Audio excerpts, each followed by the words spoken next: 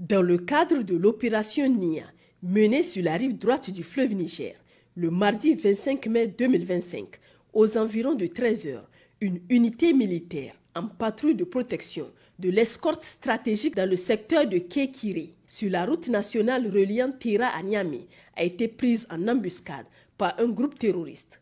Grâce à une riposte rapide et déterminée, les assaillants ont été mis en déroute et contraints de se replier à travers une forêt dense, abandonnant une partie de leur matériel. Matériel saisi, 3 motos, 2 fusils d'assaut AK-47 avec 2 chargeurs pleins, 180 munitions de calibre 12,7 x 108 mm, divers équipements de combat. Dans la même journée, lors d'une patrouille de proximité en périphérie de Tira, les forces engagées ont repéré et neutralisé 2 guetteurs terroristes dissimulés dans un bois situé au sud du village de Dumba. La veille, le lundi 24 mars 2025, dans la zone de Tamou, un renseignement précis a signalé la présence d'un criminel recherché en provenance du Burkina Faso dans un cabaret de la ville Tamou. Une mission a été immédiatement dépêchée sur place et a permis son interpellation sans incident avant de le remettre aux autorités compétentes pour la suite de la procédure. Dans la même zone de Tamou, un détachement des forces de sécurité effectuant une liaison administrative entre Tamou et Niamey a été pris pour cible par 2 engins explosifs improvisés activés à distance. Grâce aux mesures de sécurité en place, ces explosions n'ont causé aucun dégât humain ni matériel. Une 3e mine artisanale a été détectée et neutralisée à hauteur du pont de Jangoré, évitant ainsi un potentiel drame. Dans la zone de Torodi, dans le cadre d'une opération de ratissage aux abords du village de Niaktiré, le 23 mars, les forces engagées ont procédé à l'arrestation de 4 individus soupçonnés d'appartenir au JNIM. Ces derniers ont tenté en vain de s'enfuir à l'approche des forces de défense. Leur appréhension a permis la saisie de plusieurs objets compromettants, renforçant les soupçons de leur implication dans des activités criminelles. Dans la région de Tillabéri, à l'ouest du pays, l'opération Almohou, le 23 mars 2025, aux environs de 9 heures, les éléments du poste militaire de reconnaissance de Yassane ont interpellé 4 individus au comportement suspect. Ces derniers tentaient de contourner le dispositif sécuritaire en place, ce qui a immédiatement éveillé l'attention des militaires. Après une sommation d'arrêt suivie d'un contrôle minutieux, ils ont été appréhendés sans incident. Une fouille préliminaire a permis de relever plusieurs éléments suspects, suggérant une possible mission de reconnaissance en vue d'un acte malveillant. L'attitude des interpellés ainsi que leur déplacement antérieur laissent penser qu'ils cherchent à identifier des vulnérabilités dans le dispositif sécuritaire. Conformément aux procédures en vigueur, les 4 individus ont été remis à la gendarmerie nationale pour des investigations approfondies. Le mardi 25 mars 2025, aux environs de 10 heures, des criminels affiliés à l'État islamique dans le Grand Sahara ont mené une incursion contre les villages de Molia et Sangara situés dans la commune rurale d'Anzourou. Arrivés à bord de nombreuses motos, les assaillants ont semé la terreur parmi les populations, incendiant des habitations et s'attaquant aux biens des villageois. Alertés, les forces de défense et de sécurité ont immédiatement déployé un élément d'intervention pour sécuriser la zone et traquer les assaillants en fuite.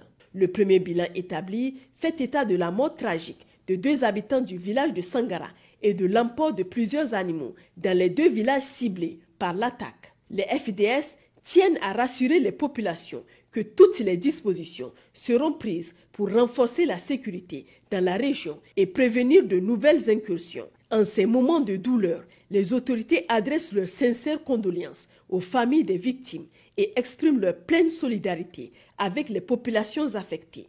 À l'est du pays, dans la région de Difa, grâce à un renseignement précis, nos forces de défense et de sécurité ont mené le 23 mars 2025 une opération dans la zone de Yébi, aboutissant à l'interception d'une importante quantité de vivres destinés au ravitaillement de Boko Haram ainsi qu'à l'interpellation de plusieurs ravitailleurs et à la destruction des pirogues servant de moyen de transport. Cependant, après le départ des unités, des éléments de Boko Haram armés ont fait irruption dans la zone et ont ouvert le feu sur des pêcheurs présents aux abords du lac, causant la mort de 2 civils innocents.